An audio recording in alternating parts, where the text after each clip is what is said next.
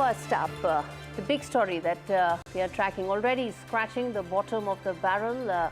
Pariah Pakistan now finds itself isolated from the global stage following the Pahalgam terror attack.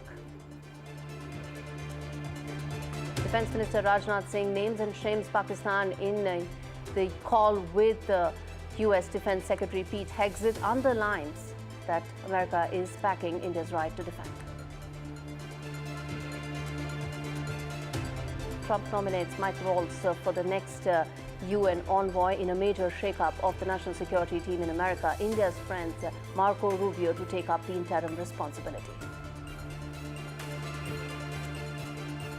Starmer's stress test reform surge rattles Labour's red wall. What are the big learnings from the UK elections? We decode for you. And it's election season in the land down under. PM Anthony Albanese gears up to become country's first Labour leader to win back-to-back elections.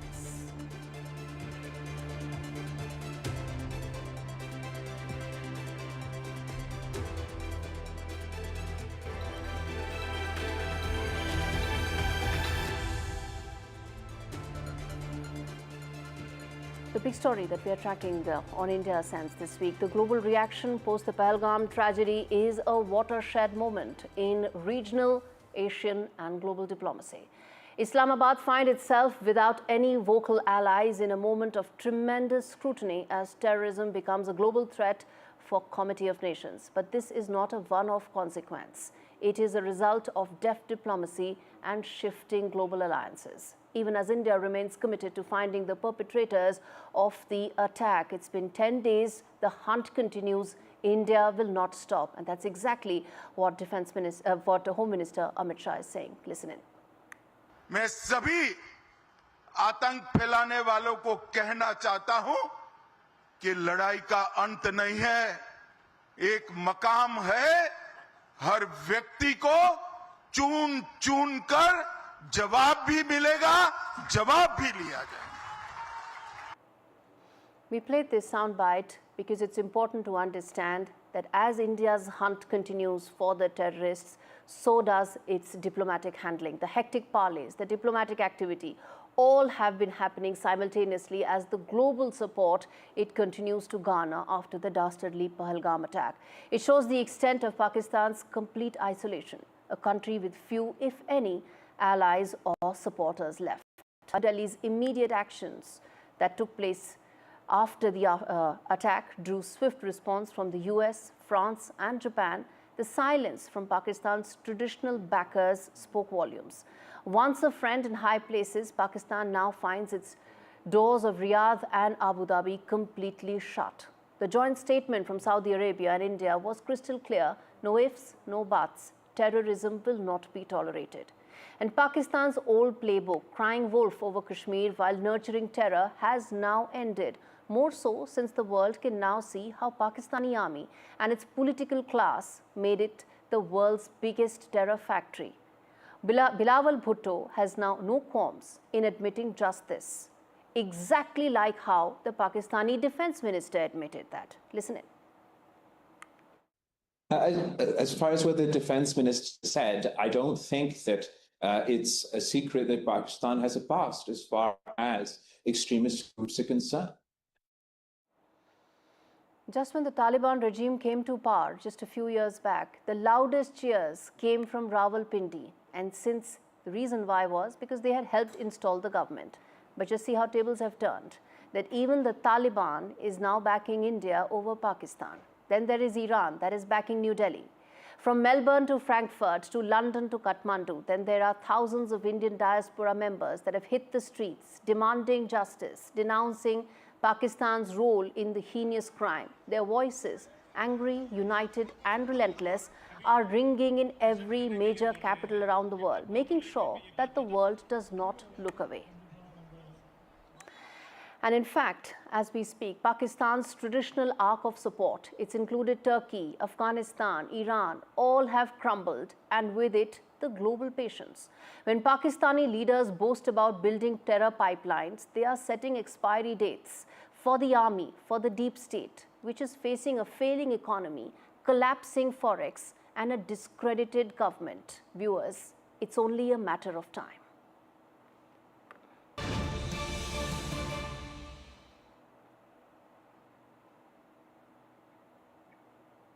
In fact, there is breaking updates coming in, viewers. Pakistani actor Fawad Khan and singer Atif Aslam's Instagram accounts have been disabled in India.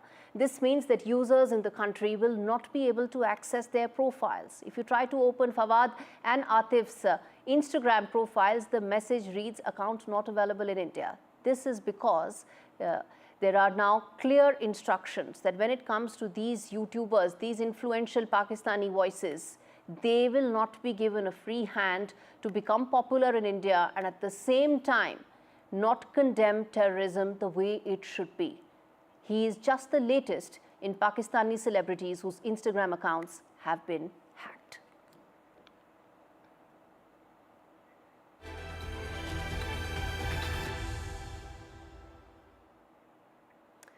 Shifting focus now to the first wide-angle story on the show. Amidst the Yemen War Chat leak blowback, the first big-level personnel shake-up in the Trump administration has taken place. Mike Waltz has bowed out. He's made way for Secretary of State Marco Rubio, who may be the acting national security advisor. But a change in guard which has ramifications for America's policy, position and action around the world. Iran, Russia, China and of course Yemen, which really started this chain reaction. But on India Sense today, we focus on Rubio's unwavering support for India. And this report tells you what all as far as the support that Rubio has provided to India in the backdrop of Pahalgam, but also much before that. Take a look.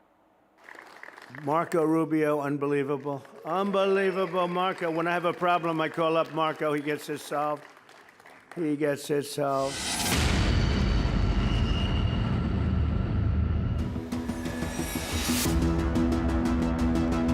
In Washington's power corridors, Marco Rubio isn't just a cabinet pick. He's a signal. After Waltz's sudden elevation to National Security Advisor, a move that reflects Trump's inner circle loyalty, Rubio now steps into foggy bottom as the White House's global face, bearing both experience and edge.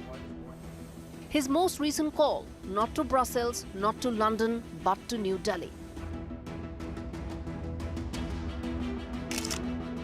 His message to External Affairs Minister Dr. Jaishankar was crystal clear, that America stands with India now and always. On the heels of the Pahalgam terror attack, Rubio's tone was unmistakably firm. He reaffirmed the United States' commitment to cooperation with India against terrorism, with a statement that rang through diplomatic circles. Rubio has long been a champion of closer India-America ties. His landmark legislation, the US-India Defense Cooperation Act of 2024, codified expedited defense sales, strategic ties, and a sweeping vision for cooperation beyond just the military. And now, as acting National Security Advisor, Rubio is positioned to put that vision into action. And the reverberations are already being felt. Pakistani troops have reportedly surged the line of control, while Islamabad's foreign ministry called for restraint and mutual respect. Well, this is nothing but Pakistan now feeling the heat as Washington's bond with New Delhi tightens. But Rubio isn't blinking. In his call with Pakistani Prime Minister Shahbaz Sharif, he made it clear, those who perpetrate, sponsor or shield terror must be held accountable. To allies, it's reassurance.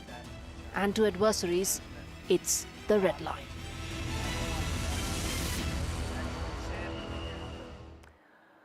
The former Florida senator is the head of 4 key government bodies, as President Trump is keen to ensure that the tumultuous tenure of his first term, which saw 4 NSAs, does not happen all over again. Now, Rubio may be an acting chief, but his elevation comes at a time when Pakistan stands completely isolated, and India-US ties could become more consequential. An early trade deal with America will become the stepping stone for focusing on some of the other aspects: security, counterterrorism, strategic goals. All that will probably come into play, and then Pakistan will see the heat, witness the heat even more than what it is right now. All right, shifting focus now to the big voice that's joining us on the show. Bob Blackman, UK Member of Parliament, joins me on the broadcast to talk more about, well, the voices of support that are coming in for India from around the world. There was Mr. Blackman, you are one of them. Thank you so much for speaking to me. Let me start by asking you the fact that you've spoken out in no uncertain terms when it comes to backing India against the terrorism that it continues to face. You spoke about it. What do you expect the UK government to do in terms of backing India more? Well, I think the key concern I have at the moment is that everyone throughout the world, as you quite rightly are reporting, is expressing condolences for the victims, their families, and for the government of India for this terrorist atrocity. The key now is to make sure that the support is built for the necessary military action that India is going to have to take to either remove these bases along the line of control or to ensure that the Pakistani military remove them. One way or the other, to stop the terrorism and stop it completely, those terrorist bases have got to be removed. Now, as has been found, when Israel suffered a terrible terrorist atrocity back in the 7th of October 2023, the world expressed its horror for what had happened. But when Israel then took action, military action, to eliminate the terrorists, all of a sudden that sympathy started to dissipate and disappear. So it's very important, I think, for India that not only is support provided by the United States, but other countries as well. Now, the UK government at the moment have provided full support about the terrorist atrocities. They've stopped short, and this is where I hope that the UK government can change their pitch here. They've stopped short of condemning the Pakistani military and the Pakistani authorities for sponsoring terrorism.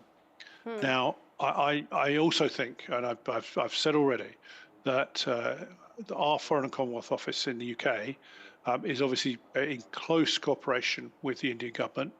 I think the Indian government need to make sure that our Foreign and Commonwealth Office have the evidence that demonstrates that Pakistan is behind these terrorist attacks and therefore should give firm support for India in whatever action it has to take. All right.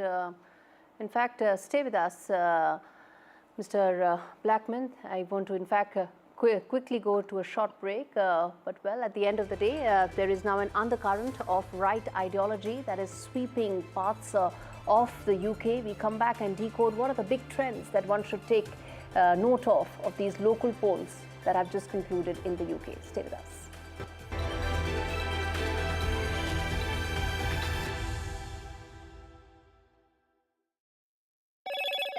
Hello, Moto. Motorola, India's leading AI smartphone brand.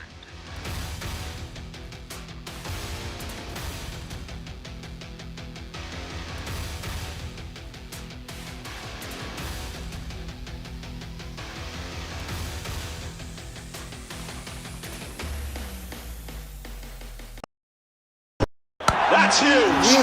That is a biggie. It's out of there. Gold Plus Clear Glass. Far ho ya near, sab kuch dikhe clear. Caste enumeration should be included in the forthcoming census. पहली बार देश में आजादी के बाद ये फैसला किया गया है. For this decision, we were waiting since long. This has been only possible with our Prime Minister's decision. Rahul ji जो सोचदार है मोदी जी ने अडॉप्ट कर लिया, अच्छा है. राहुल गांधी के सर्टिफिकेट के लिए राहुल गांधी को क्रेडिट देने के लिए कोई निर्णय नहीं किया. They have always used it as a political weapon, and now that weapon's gone.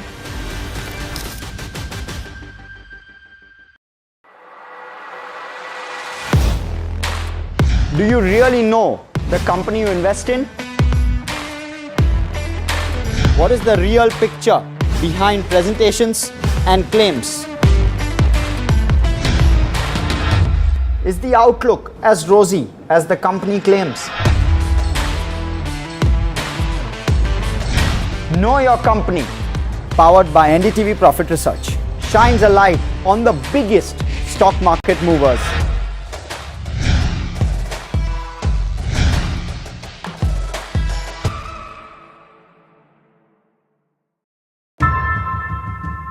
often have you turned away from debates that descend into endless fights? We bring you a show where every question is answered, where every debate finds its resolution, where every story finds its conclusion, where opinions collide but facts prevail, where stories unfold with insights and trust. When the noise ends, the last word begins.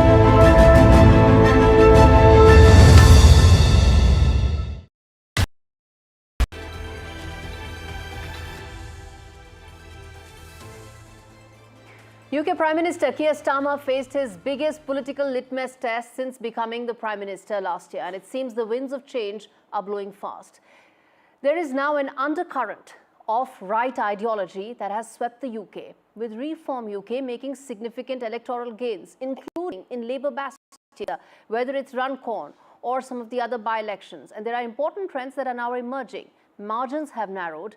A seat has flipped for just 6 votes, as fractured vote shares indicate that the UK may be moving away from its 2-party system to maybe 3 parties or even 4 parties. Then there is the rise of the right. Nigel Farage is clearly, he's had a connect with the people, and there's something that he's being able to convey that some of the traditional parties are not being able to do so. And this also means that Keir Starmer needs to address local issues, cost of living. Those are the kind of issues that matter to people and reflect most in local polls.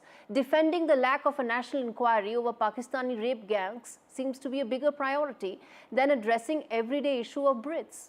And as far as the Tories are concerned, well, they've been in power till last year, but the numbers unfortunately don't seem to say any of that. And let's get Mr. Bob Blackman to answer just that in terms of the numbers that have come in. Disappointing to say the least, sir, but do you think that there's a larger message that the people are trying to send to the political class?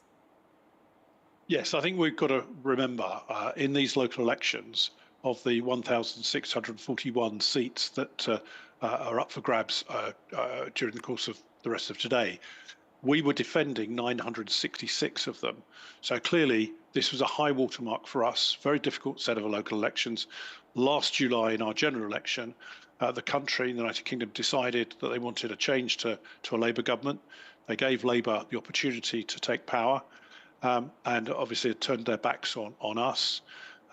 Given the catastrophic nature of that defeat, it was always going to be a very tough set of elections for us. But what has happened is that British people, that where there's been elections in England, what has happened is they've turned their backs on Labour in a very big way indeed. Labour were only defending just over 300 seats in these elections. They've lost over 100 already. So, from that perspective, it has been a truly dreadful night for the Labour government. And what has happened is that the new party, Reform, which has emerged on the scene, has picked up that dissatisfaction with the Labour government. None of us believed that the Labour government were going to be as bad as they've been in terms of destroying our economy, destroying jobs, as you say, taking away pensioners' fuel allowances, having an attack on farmers, an attack literally on employment, which has meant that unemployment is rocketing as well. So all these things lead to a note of dissatisfaction amongst voters, and it's being translated into the protest party, which at the moment is Reform UK. Now, the challenge for Reform is going to be that they are now going to be in charge of certain areas of the country and responsible for delivering services. So far from just being protest party, they then have to demonstrate what they would do if they are in power. That is much more difficult. But very quickly, sir, very quickly, 30 seconds, I'm running out of time. I want to ask, sir, what is the message here for, well, a lot of people say two-tier Keir. What's the message for him? Well, the fact is that he's let people down. He's completely U-turned on most of his promises and failed on the most important issue of all, which is the economy. And that is the result that he's seeing today, that the people have rejected the Labour government. They don't want them any longer. And indeed, his message is being, well, we've got to go faster and do more. well, frankly, what they're doing to the country is a complete disaster. All right, we leave it there. Mr. Bob Blackman, Member of Parliament for Harrow East, joining us live on India Sense. Thank you so much.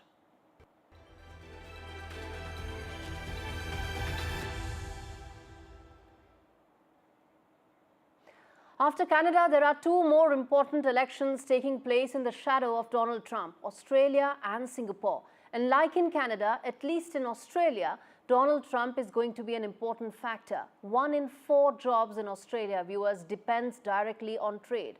And like Carney, Anthony Albanese is also set to, in fact, become the first Labour Prime Minister to win back-to-back elections. Well, in many ways, thanks to Donald Trump, his trade war, and the nationalist sentiment he has evoked. But it's not just Donald Trump. Xi Jinping is an equally important factor in Australian politics. Remember, China is Australia's largest trading partner, even as America is Australia's defense treaty partner. And that's the tough balancing act that is needed for Anthony Albanese, as well as his primary opponent, which is Peter Dutton, who has been a long-time China critic. While cost of living is a major issue there, immigration is also turning out to be an important factor, particularly for the Indian diaspora, who account for as much as 4% of the Australian population. Which way they will go will have an important direction, sent to say, both for the Indo-Pacific as well as for the Australia-India relationship as well. And on that note, listen in to what the Prime Minister has to say. In uncertain times, you can be certain that Labor has a plan to build Australia's future, and you can be certain that the coalition have cuts and chaos as their way that they've run this campaign. On polls, there's a lot of undecided voters. We have a mountain to climb. No one's been re-elected since 2004.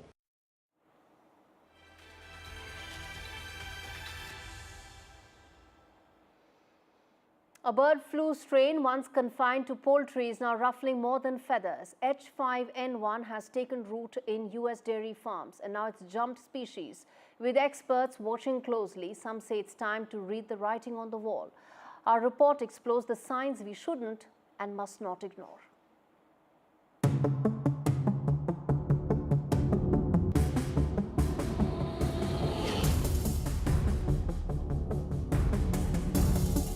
American barn doors have swung wide open and H5N1 bird flu has sneaked onto the scene. Since March of last year, this virus has leapfrogged from poultry to dairy cows, slipping into over 1,000 herds across all 50 states of America. More troubling is that it's not just the animals catching this anymore. Over 70 people have tested positive and 1 life has already been lost. For years, H5N1 lurked on the fringe, mostly infecting wild birds and poultry. But now it's not just flying under the radar, it's galloping into new territory. Cows that were once thought out of virus's reach are now silent carriers, often showing no symptoms at all. And the fallout? Well, American health experts are now sounding the alarm. The virus's growing reach into mammals gives it more chances to shape-shift. And if it figures out how to jump from human to human, well, humanity could find itself on the back foot. Still, the CDC has said there is no need to panic. The risk to the general public is low, but low risk does not translate into no risk. And fortune favors the prepared is what the COVID pandemic has taught everyone. That's why experts are calling for stepped-up surveillance, better farm testing and vaccination strategies for workers. Because when a virus starts moving the goalposts, sitting on our hands isn't an option.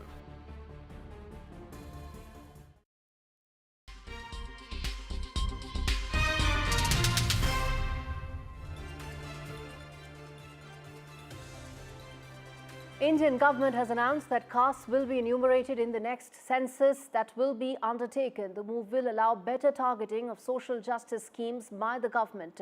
The move will mean that in the next census that the government of India will undertake, it will ask individual caste or jati as it's called colloquially.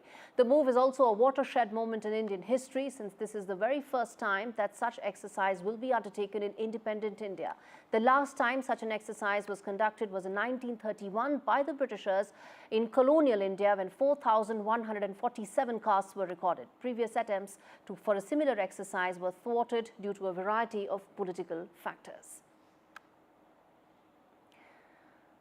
From glass skin to kimchi burgers, the Korean wave has not just hit India, it's washed over like a cultural tsunami. What started with binge-worthy K-dramas and foot-tapping K-pop has now snowballed into a full-blown lifestyle takeover. K-fashion on fleek, K-beauty selling like hotcakes, and now even there is now classroom and combo meal that come in with a side of Seoul. India is getting its first ever Korean education department thanks to collaboration between KCCI and the Korean government. It will take the reins of the ever popular topic exams, and trust us, seats are flying faster than concert tickets for BTS. And it's not just books and brushes. Burger King and McDonald's are serving up K menus faster than you can say anything. Korean is no longer a foreign flavor. It's the main course in Indian pop culture. Even B-Town's biggest names are walking the talk. From Alia to Rashmika, everyone's dressing Seoul cool with pastel quads and minimalist glam. The Desi style book just got a Korean rewrite. The Hallyu wave isn't slowing down. It's turning tides, breaking barriers, and well, rewriting India's cultural compass.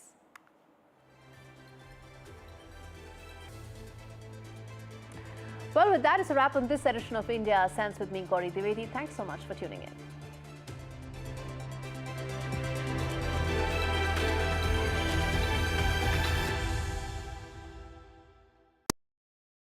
तू ही तो है जिसकी सच्चाई वाली clarity की वजह से मैं आज यहाँ हूँ। गोल्ड प्लस सिल्वॉक्सी मिरर्स, ऐसी क्लैरिटी कि आपको सिर्फ सच नजर आए, चाहे कितने भी साल बीत जाएं।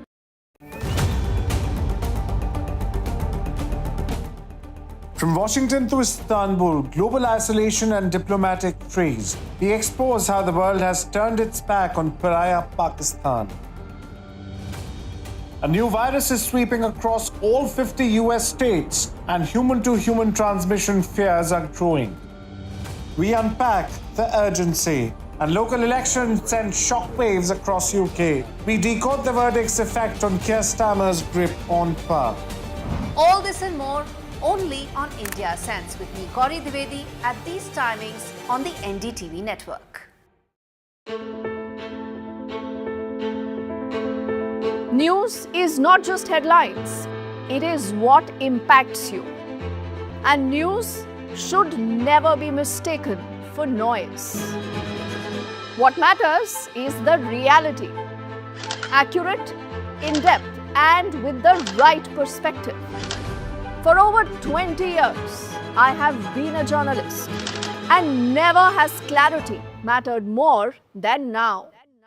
At Newsnight, we go beyond the surface. We dissect the details, challenge the narratives, and bring you the unparalleled clarity you deserve in a world clouded by misinformation. We are bold, we are direct. Newsnight, for the news in your interest. Only on NDTV 24/7. Caste enumeration should be included in the forthcoming census. पहली बार देश में आजादी के बाद ये फैसला किया गया है. For this decision we were waiting since long. This has been only possible with our Prime Minister's decision. Rahul ji जो सोचदार है, मोदी जी ने अडॉप्ट कर लिया, अच्छा है. राहुल गांधी के सर्टिफिकेट के लिए राहुल गांधी को क्रेडिट देने.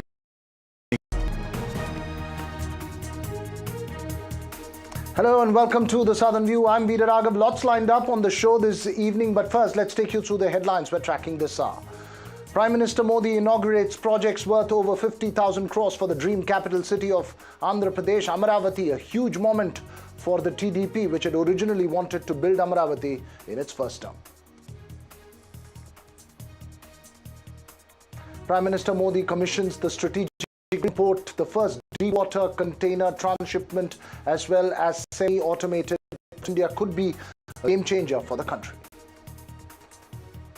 The Prime Minister also takes a jibe at the Congress over Shashi Tharoor after the latter shares the stage with him at Virinjam. Prime Minister says Tharoor's presence would alarm some, give them sleepless nights. Listen in.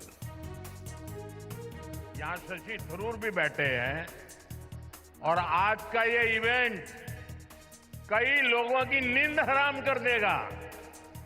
बस message चला गया जहां जा रहा था.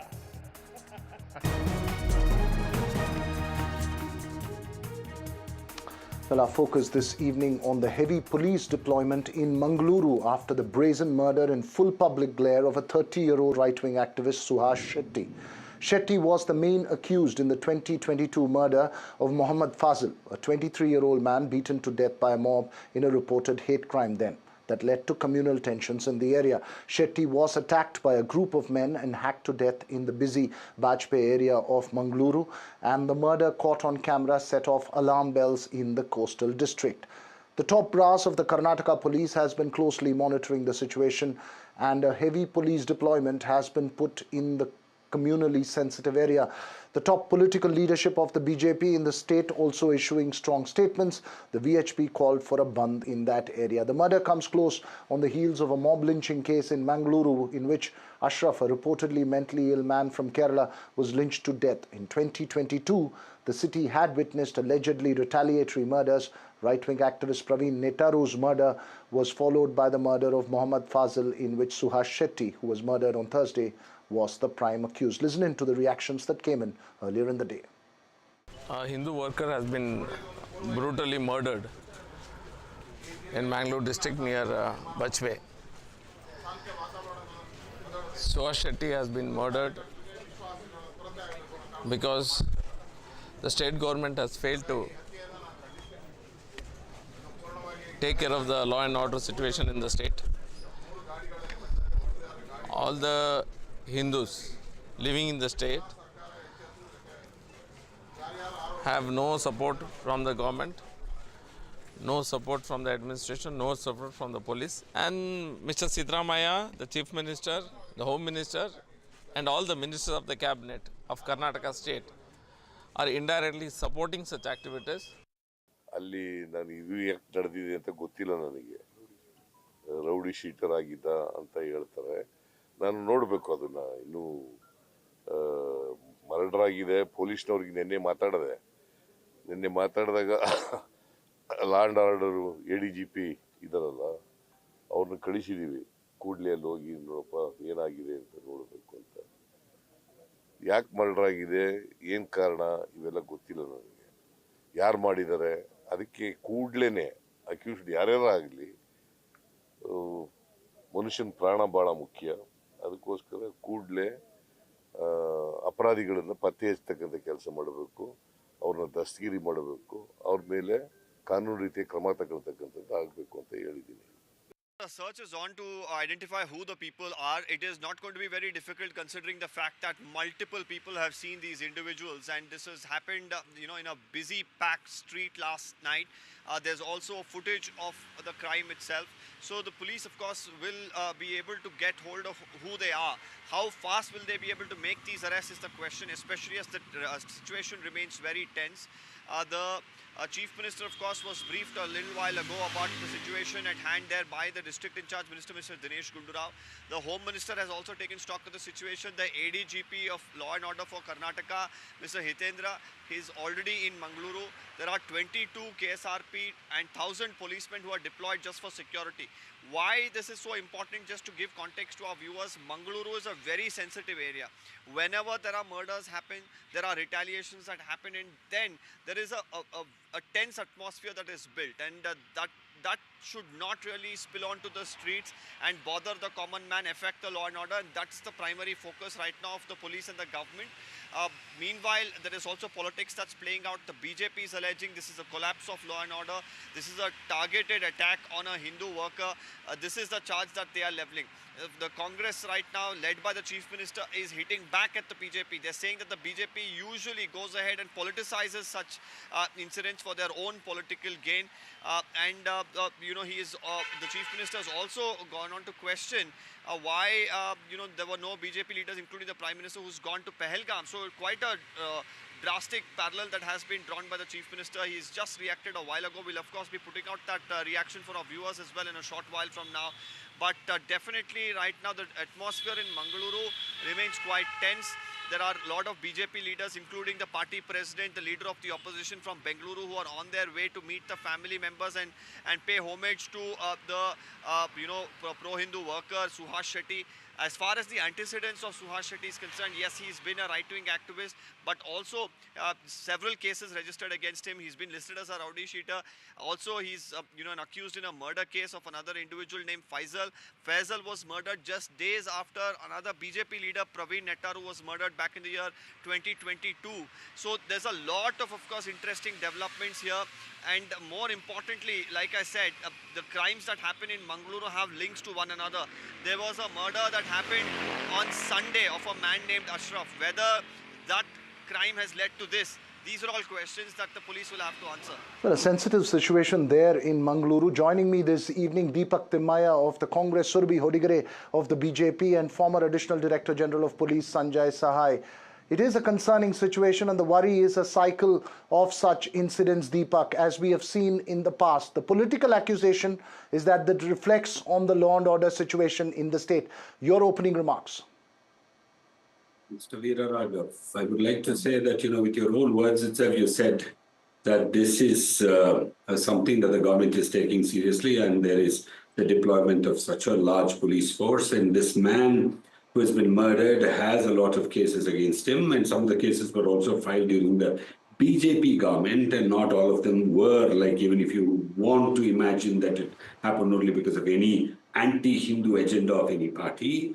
But let me tell you that, it is so unfortunate that, first of all, a youth losing his life, and that is not something that anybody can laugh it out or, take lightly. Of course, whatever could be the reason, but here for the BJP to become so desperate to have people like some of these people who have been implicated in murder or like who have been accused of criminal activities to become their heroes. There are so many good Hindus. There are so many saintly Hindus. There are so many law-abiding Hindus. There are so many people who know the Shastras and the good values of Hinduism. Such people should become the leaders of Hindus and Hindutva, and not people, who are murderers or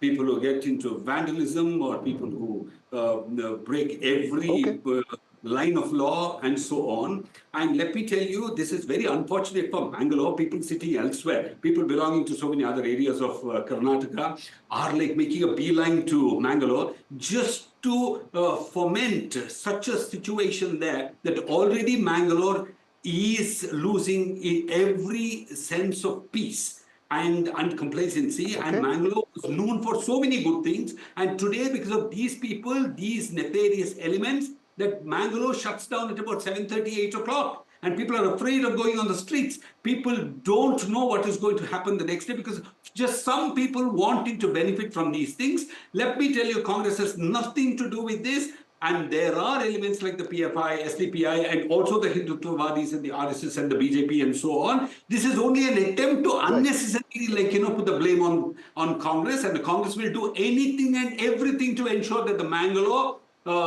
citizens will be able to live in peace. All right, Surabhi Hodigare, your response. Unnecessarily targeting the Congress and unnecessarily communalizing an issue. It's time for restraint on all sides.